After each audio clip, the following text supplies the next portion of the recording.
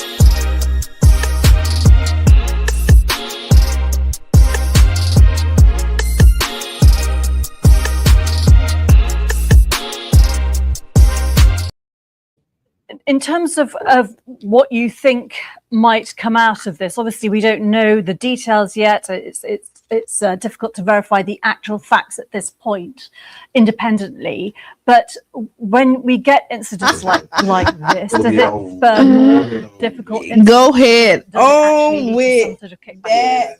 There. Both, because footballers are role models. Yeah. Okay. Yeah, no. Welcome to the Tampa Bay Breakfast Club. This is Qiana. And I'm your brother John. And this program is being brought to you as part of the New Image Project, Community Development and Training Center. See that? See that. And we'd like to thank y'all for tuning in and helping us to redefine what school, because smart is the new gangsta. Baby. And if you don't know, now you know. Now you know. It's hump day. Good morning, Charlie. So Charlie done hopped on both ways. Oh yeah, Facebook and YouTube. Oh, we appreciate it. We definitely appreciate you sharing, tagging, liking, and all of the things that you do. Also, we want to let y'all know that the Tampa Bay Breakfast Club is an independently produced program. The views, opinions, and statements expressed by the host, guests, or callers are their own and do not necessarily reflect the views, positions, policies of Carefest Radio, 99 Jams, ownership, management, affiliates, sponsors, or partners. Yeah, whatever you did, that worked out. That worked out for you? That worked out real good. Not for me, but go ahead. Keep on talking. Yeah, that's all right. All right, so we thank y'all for tapping in, tuning in again. Go ahead and tag a friend. This will be a great time for you to tag somebody. Tag them, tell them to get in, get on up, get out that bed. You remember get out that bed? Get out that bed. Get out the bed. Yeah. Get out that bed. the wake up calls on What radio station was That that? was WRXB. Yes. Yeah, that was WRXB. Get out that bed. What that say said. From She- Puerto Rico. From Puerto Rico. So funny story is I was looking for a flight to go to Puerto Rico yesterday. Okay. Me and my cousin Keisha was talking and we was like, we just gonna go to Puerto Rico. So I've just put in some random dates. I found a round trip ticket for $160. To Puerto Rico. Yes, so we might, if I'm gone on the weekend. You in Puerto Rico. Yes, Puerto Rico. that's the plan. Okay, let's go with it. Run it. Mm-hmm. Run the play. Run the play. I've never been to Puerto Rico. I know Brother Donnie spent a lot of time in Puerto Rico. I've been to Puerto Rico once. Okay. And I think it owes me a redo. And you know, Brother Donnie is multilingual, right? Right. And his wife is light skinned. Yes. Light skinned. And so he told me a story about how when they were in Puerto Rico, Mm-hmm. how everybody would come up to her thinking that she was the native, Right. know how to speak the language, and she can't. And he the big dog, Dog. you know what I mean? Chocolate brother. But he fluent in Spanish. And that's his stomping grounds. He loved yeah, Puerto Rico. Yeah. So it's interesting how, stereotypes really work. Oh, sis said his round, her round was 120. Okay. No, I done found some good round trip tickets. Like you just kind of got to play with it. Okay. And you can find some good. I think the time that I went, like the ticket was like $100 each way. I mean, round trip tickets. I don't know how long. Maybe 2017. I do know how long because I was Savior Day in Detroit. No, I will hop on a plane. Yeah. I used to, but not so much anymore. I understand why. Yeah, right. I do. So that's news for some and news, just regular news for other people. Jesse Jackson passed. Yeah. So Jesse Jackson, I'm gonna read it, but I'm about to say for people who don't know who Jesse Jackson is. Jesse Jackson was an American civil rights leader, Baptist minister, a political figure, and he was born October 8th, 1941 in Greenville, South Carolina. He became active in the civil rights movement in the 60s.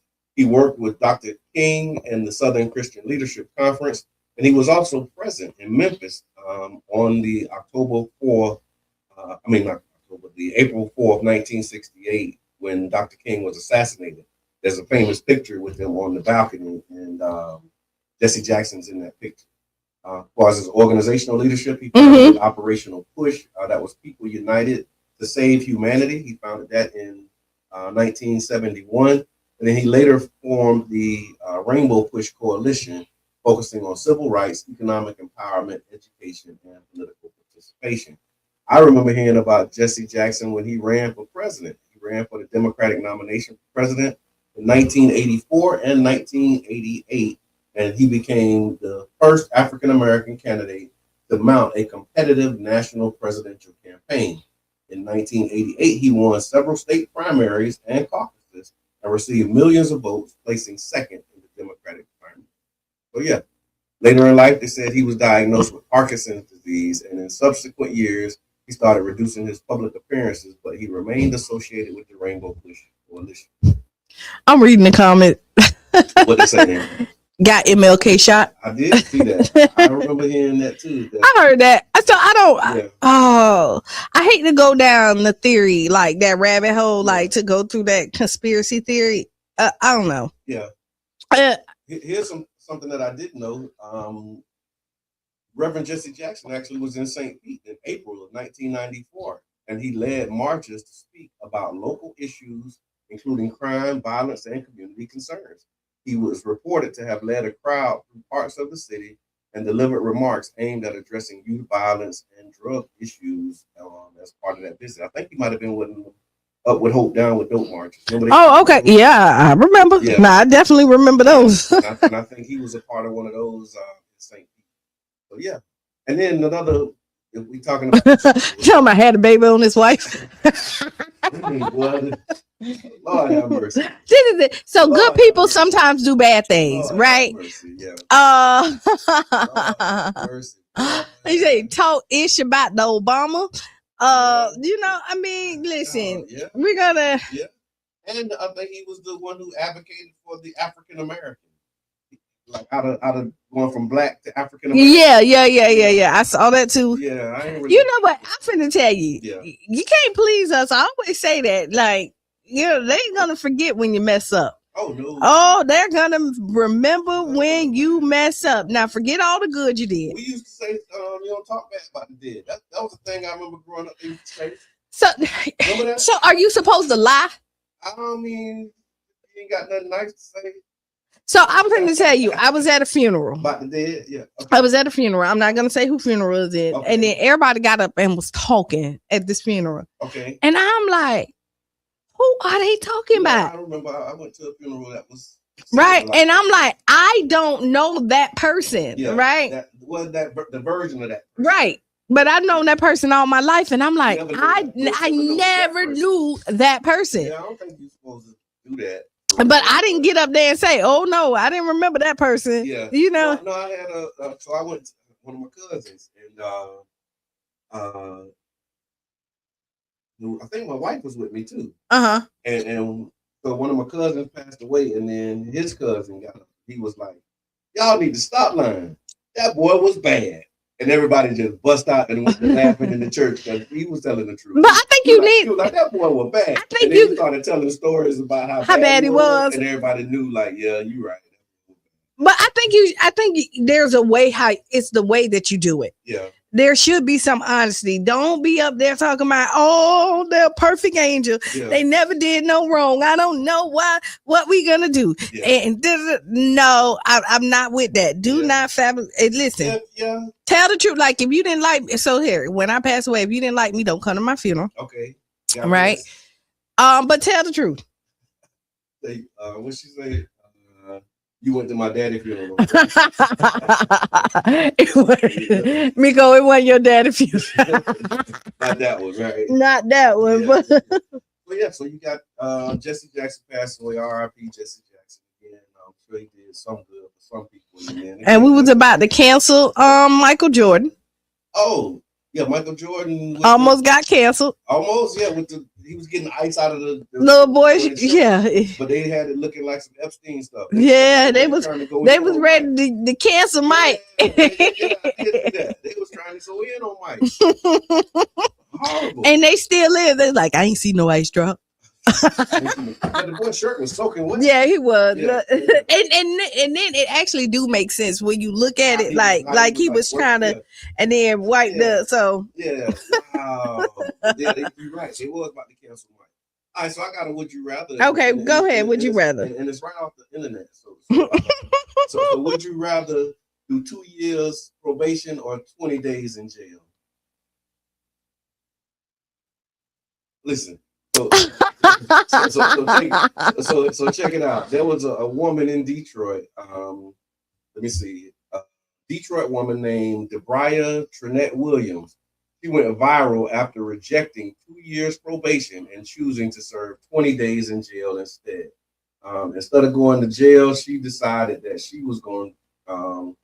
Instead of going to probation, she was going to take the time. And so they said her case stemmed from a crash that resulted in a third-degree felony charge. In court, she told the judge that she would rather do the jail time and move forward with her life than spend 2 years under supervision and strict conditions. There was a clip of her decision that quickly spread online, and it sparked an intense debate. So many were shocked, since probation is often seen as an easier option, but others pointed out that probation can come with strict rules, travel restrictions, mandatory check-ins, drug testing, and the risk of jail time, even for a minor offense.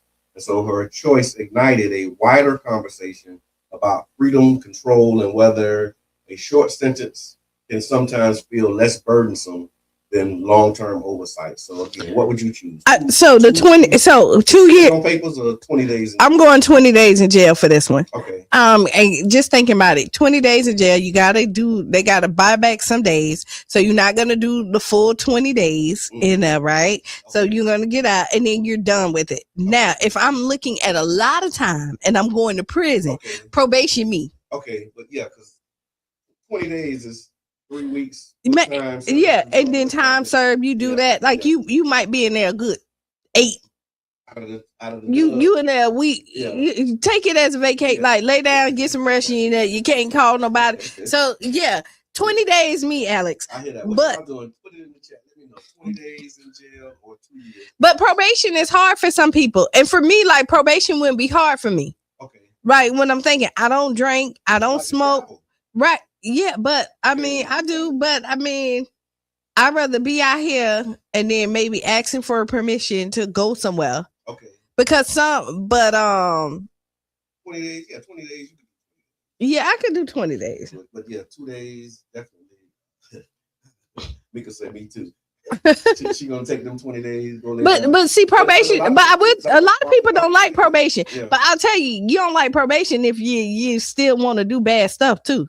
But if probation is kind of hard for you, like if you get put, like if somebody get a traffic stop, because any interaction that you have with the police can violate you. Like what's the guy? Big Mill had 10 years probation or something ridiculous like that, and then like you get these long time probation stints. I know some people with some long term probation, and they are doing okay. Wow.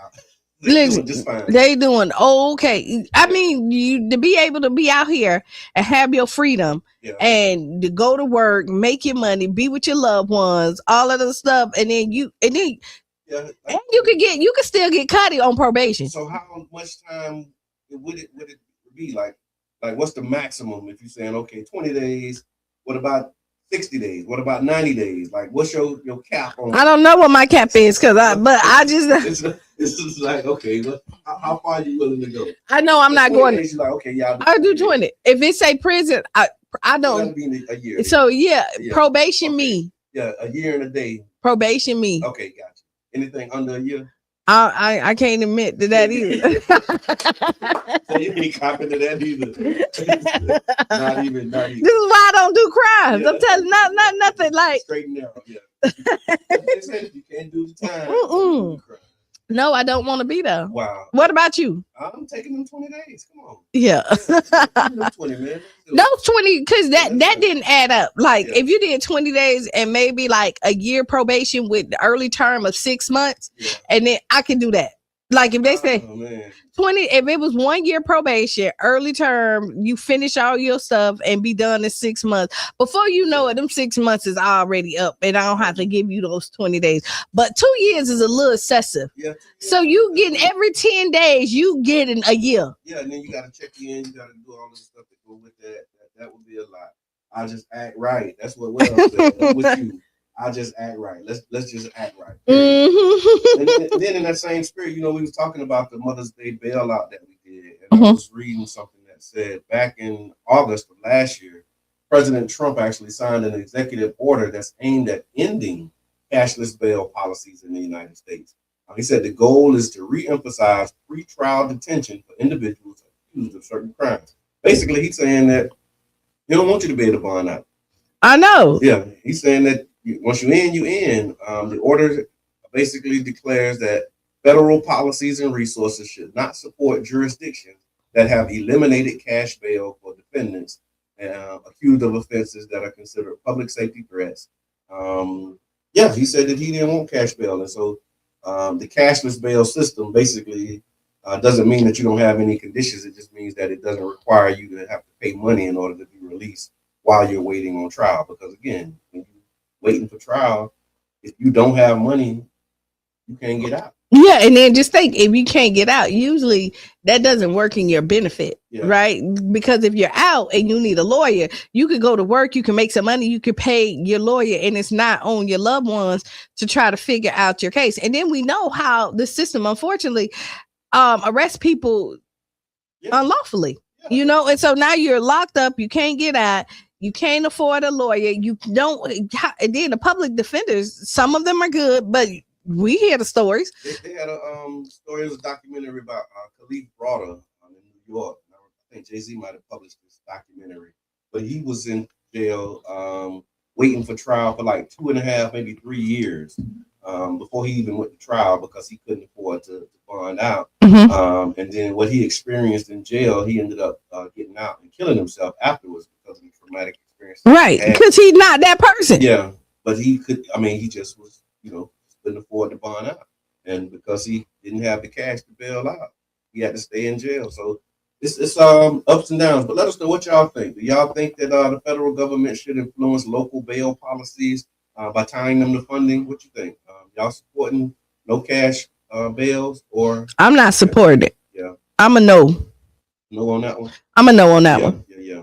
Let them people get out if they can get out. If they can, and if they can't, now some people don't need to get out. Some people don't need to get out, but the people who can't get out, they set their bonds very high, so that because when we went to court for example, the guy had like $300,000.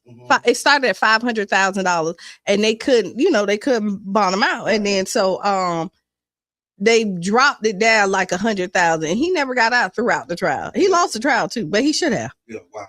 And that's the other part of it. They said so it doesn't mean that you don't have any conditions. It just means that the court's gonna require you to pay money to get out while you're waiting on trial. Instead, the judges assess the risk of flight or your danger, and they can set conditions like check-ins, ankle monitors, or house arrest. Reform advocates say that cashless bail helps address inequities where poor defendants can't afford the money to bail out, and they end up stuck in jail strictly because of their income. And so that's what it's intended to address. Again, if you don't have the money, you might be, they say you're innocent until proven guilty, but if you can't afford to pay, then you can't get out. Yeah. Eyes on that. Haven't seen how they implemented it yet, but it is something that's actually in the works. Also, St. Peter's being a utility company. We might have talked about it a little bit. We did. But they said the city has officially began the process of hiring a consultant to conduct a feasibility study on whether or not the city should replace its service provider, Duke Energy, with a city-owned utility. The city has released a request for proposal to find firms to do the study. So it's coming first. This actually is at a time where its current 30-year franchise agreement with Duke Energy is set to expire in August of this year. And residents, business owners, and some city leaders have raised concerns about rising electric bills, reliability, transparency, and local control of the power grid. Some of the things that the study will look at, the study is expected to evaluate several key questions. First, there's the financial feasibility, which would answer the question, would a city-owned utility cost more or less, is what they want to ask. Like, would it cost more for us to do it or less than what Duke is doing? Technical and operational requirements. Could the city actually run a state grid, be a part of this? Legal and regulatory issues. So what laws or rules would need to be required in order for the city to do it? And then renewable energy options. Whether a city utility could actually operate with 100% clean energy, which is the goal. And that's something that they'll be looking at as part of this. So let's say we got the study, the 30 years is coming up. Can we just not do an exclusive deal with them and then have like Tico, some other companies come in? Because right now they got exclusive rights to just, and I don't know why we did that. Like I don't. What is the benefits of doing an exclusive deal? We don't get any benefits. Yeah. Only person that gets the benefit is the person who got the contract. So what did they? I just want to know, what did they sell you on to say that we're gonna be the only one? Be the only one. The only ones, not that like, okay, if you're the only one, we're gonna make sure that you're always 10% under our normal way. Like, what was it? Because like it don't really make no sense. Like franchise, that was one of the questions too. Shout out to Councilman Corey Jr. He was asking the question, what are they doing with the money from the franchise? Because they do get, $1 million a year for the franchise. Mm-hmm. What that entailed and how much they get for that as well. So again, keep your eyes open for that one. What y'all think? Should the city do the electric grid or leave it alone? I think they should explore it, and why? But I don't like to rush into anything, right? It's just messing us all up. Take your time, but I do think once the 30 years up, I think we should be entertaining other companies to come in and let them do that. Like you say, but we're not doing exclusively with you. And while we don't have this exclusive deal, we have some other people that come in, and while we're building our own infrastructure so that we can supply our city with it. And so now we don't feel like we're rushed, and then we don't mess up. You have something that in the middle of this going on, so everybody still have it. We're not stuck with Duke. You can get somebody else, and then we can build ours while all of this is going on. That would be my idea. Yeah, and they've been going hard. Duke has actually launched a campaign where they actually knocking on doors to try and get people to not support it. Was a Don't come on my door. No. But they have. No.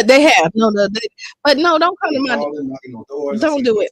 Ads with them, like saying, "Hey, the city's trying to take over our business. Don't let them do it." Right. No, let them do it. Y'all ain't no good. And then they So what y'all think? Okay, would you rather have a little electric city control, Mhm. even if it means city debt or responsibility is the question too, because the city might have to pay debt. To pay, it'll be a lot of transition. that's what I'm thinking. You let other people come in, and then the debt we can kind of eat that up. Like we don't have to assume that automatically. You know, Yeah. we already we were $8 million in deficit as a city right now, but then we're gonna originally be 2 million. So we gotta figure out 2 million to make up to come whole now, because we get seen from. okay. That's what I'm doing. I don't know if that's 16 is the general fund or if that go to a different. what pot did the money come out of? Sure. But yeah, you're right. We was down 18, we got 16 FEMA, so we still gotta find that. That's simple math. That's simple math. I mean, we don't have to make it real hard. It's not as simple as we think it is sometimes. Mhm. The government not being simple. We also after the break, we got a candidate for office, Career Scruggs. Mayor, she's gonna come in. Y'all know putting out the call, asking candidates if you wanna underwrite a show, if you come in, and so Maria accepted the offer, supporting local radio, coming in the voters. And so after the break, she'll be here. She'll talk about her campaign, talk about her platform, and encouraging y'all to call in. And, you know, Okay. if y'all want to call in, get your questions answered. And so while letting our guests, I also want to read a couple of these announcements for y'all. The Black Money Movement. Y'all make sure that y'all support the Black Money Movement Cash Mob. Is back in full effect. You join us as to support local black-owned businesses, circulate our dollars in our community, enjoy barbecue, good food and vibes. This month's cash mob, March 7th, will be 12 o'clock at 1836 9th Street. They're going to take out on Bajas and cash, bring your people, bring your appetite. Let's show up and split out together to make an impact. Most again, Black Money Morning, Black Money Movement, definitely y'all can kind of support that. Right. So pre-order your food at my house, or you can pull up. Yeah. Right. And you call the number there because they only do takeout. So this ain't nothing new. Yeah. So just FYI. That's right. And so so y'all can tap in, do that, all the things, and then we'll come back with the candidate, Maria Scruggs. The line 727-324. I'll give us a couple if you have questions.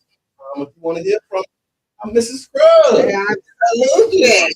Boy, y'all, back 6-7 minutes after the hour.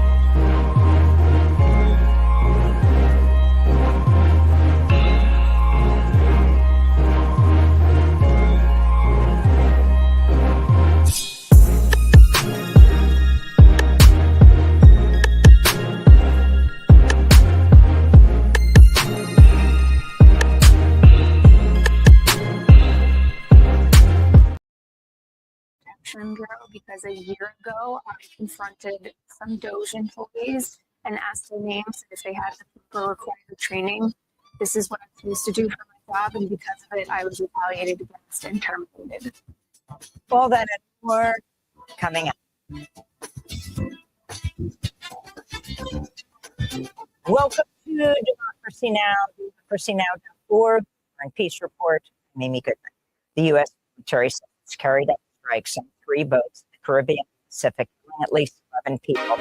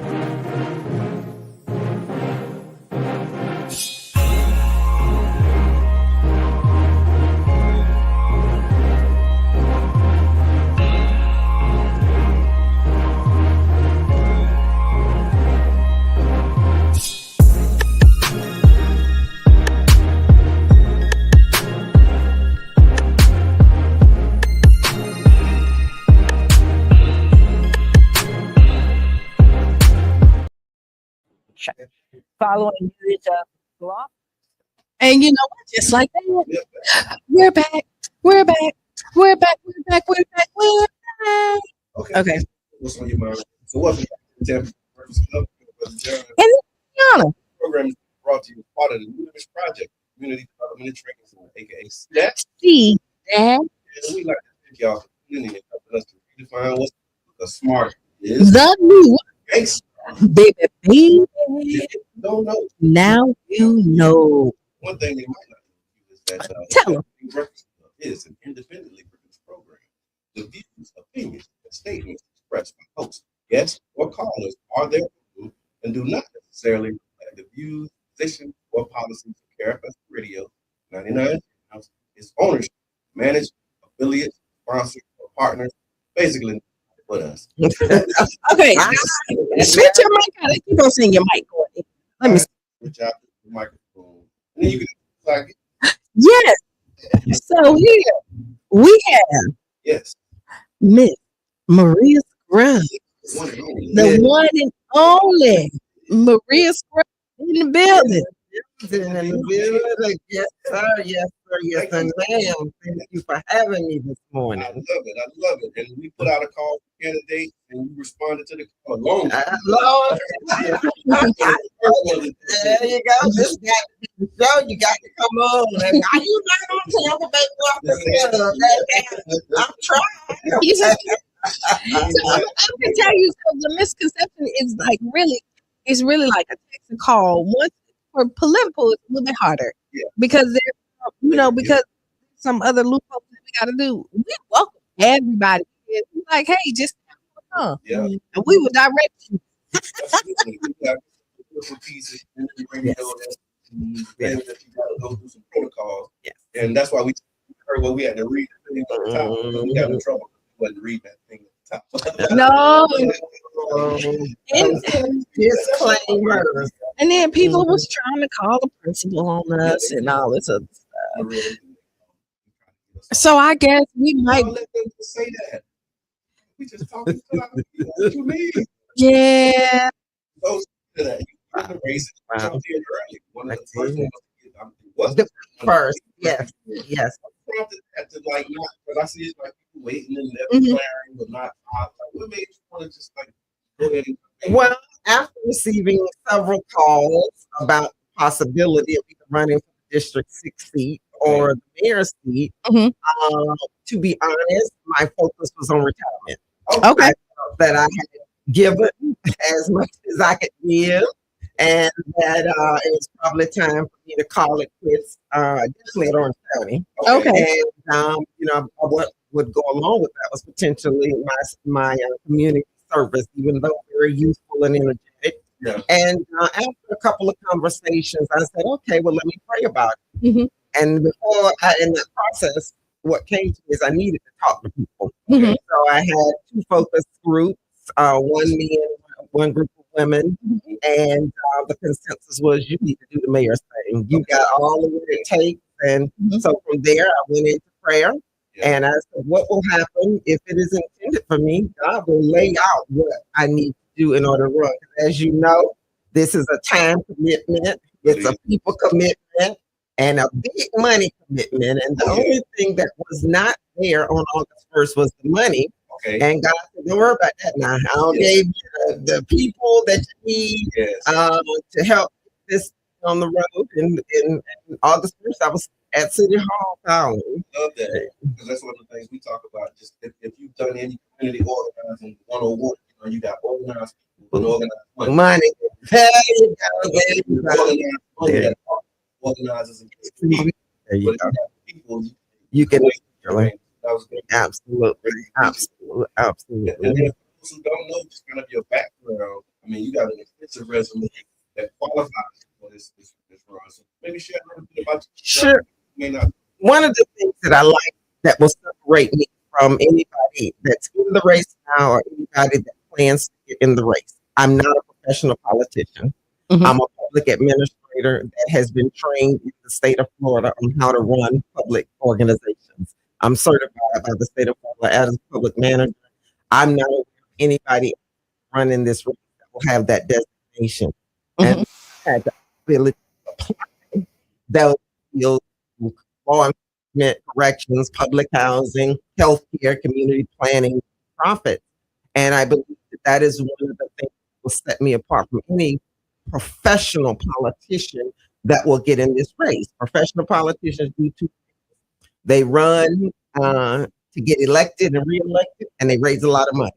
They are professional politicians. What do you mean? Yes, they're necessarily administrators. They've not necessarily had jobs where they've had to manage people, processes, systems, and technology. And in the 20th century, as we know, your biggest asset in the workforce are your people. Right. And I believe that has probably been one of the biggest disconnects for this current administration, is a disconnect from not only the people that work for him, but from the people that he serves. And an understanding is that we serve. Yes. We're not kings and queens. Wow. That comes with titles and authority. We actually work for the people.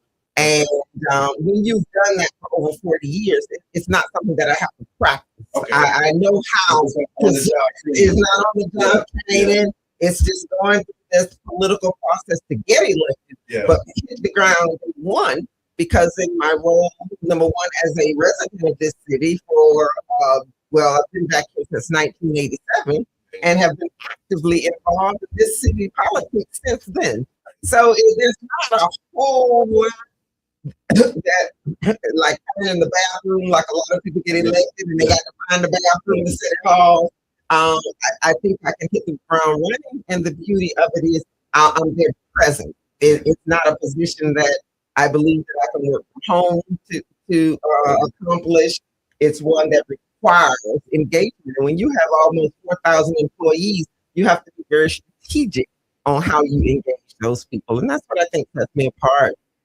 Okay, just hold on 1 second. I'm Facebook people. I'm gonna log us out and log us back in and see if that said it, because they're talking about the sound. They say the sound is horrible.